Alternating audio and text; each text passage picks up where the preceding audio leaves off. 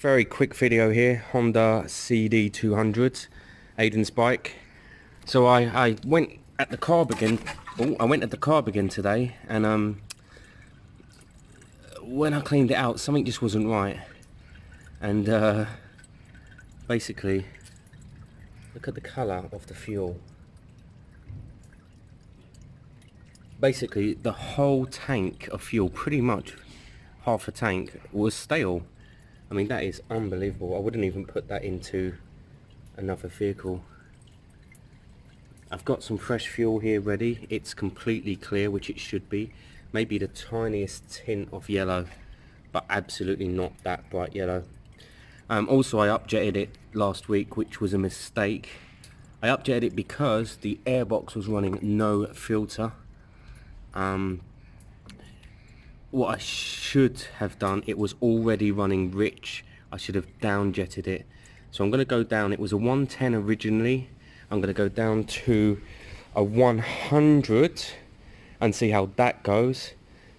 And then it should be anything between 100 and 110 to get the perfect jetting. But I wasn't going to make a video, but I thought Aiden would find this really interesting. I've been saying to people for years that supermarket fuels go off so quickly, especially the cheaper ones, Asda and likes of them. And this is a perfect example. I'd love to know where this fuel came from, but that bright yellow is not the right colour. So I believe I'm going to down jet this carb, give it a quick clean, because this fuel's so bad. I believe this bike will be up and running within the next half an hour. I'd be shocked if it isn't. So we'll soon find out. So if I can focus in this jet, it's not going to let me focus in, but this jet is a 110. Come on. Sorry, this jet was a 110 and it's now a 100. I've down jetted by 10. I've got a bunch of jets. I've always got jets, courtesy of Jake Corbett. Check out his eBay account. Let me know if you ever need anything. He gets all these parts. I've given the carb a good clean using carb cleaner, and I'm going to clean the needle. That's also where you can see how the stale fuel is on that. It all kind of helps. I believe this bike will start up as soon as this is all back together. I may have down jetted too far. The original was 100 and that was running rich. It's still not running an air filter. I've gone down by 10. That might be too much. I've got a 105 ready here if it's needed. But this is what you do. You down jet, significantly. You see what happens. You check the spark plugs and you see how it runs, see how it starts, and then you change them up as needed.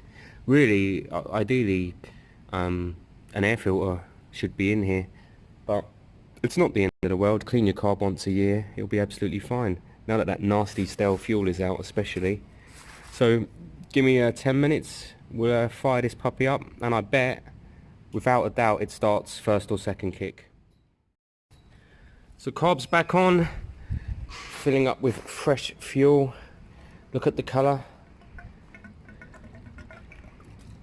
clear, not yellow. Now give me a minute, I'll do this properly, two-handed. So there we are, fresh fuel is in. I'm so confident that this bike will start. I know the battery's fully flat. I'm going to kick it. I reckon it will start a few kicks down the line. If not, then I don't know. I'm a bad mechanic.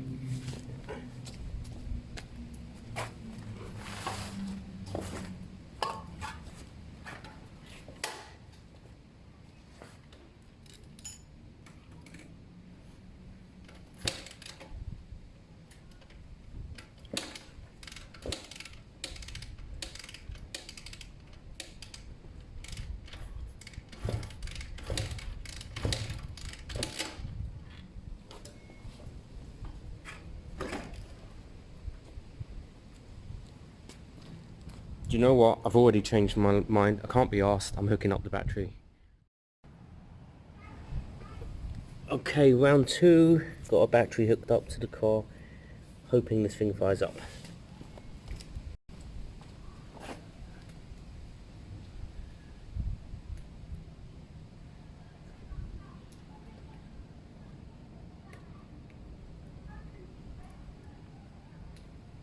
Fuel will help.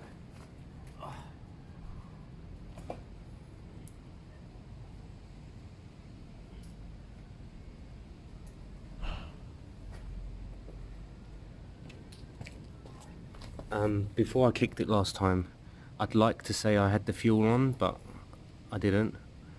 On this occasion I'm blaming RabJab, although it was entirely my fault. Let's see. This thing should fire up.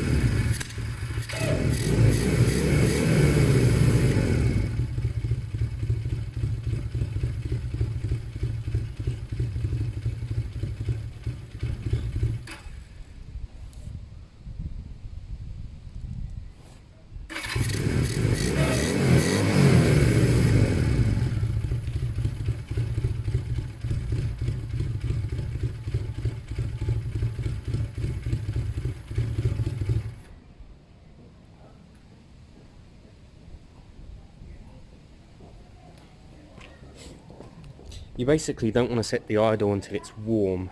So I'm trying to set the idle so it's low idling, but idling. Oh. Excuse me. So it's low idling, but idling, because then when it warms up, it will idle a bit higher. So that's why I'm messing around at the moment.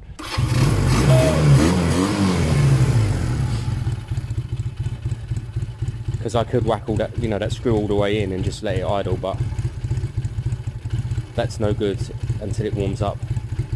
I'd still prefer there to be an air filter on this bike. I'm not even sure if they're hard to get.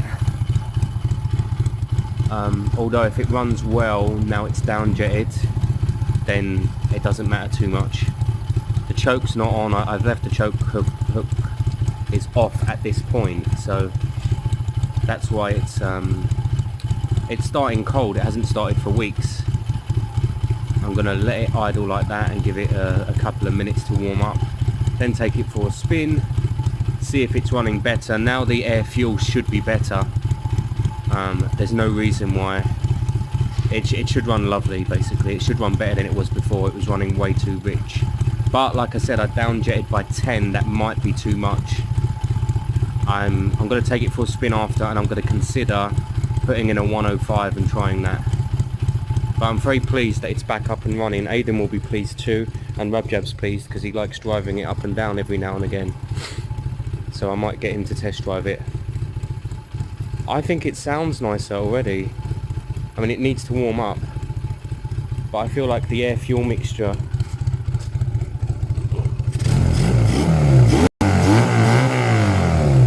I think it sounds better. I'll give it a couple of minutes and then we'll see how it test rides.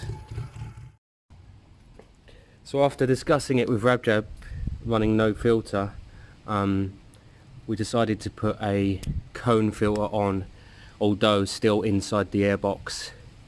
That's just an old cone filter I had lying around, although it is a good quality one, which is great. That'll sort it out. So now I'm definitely unsure as to whether I down jetted too much.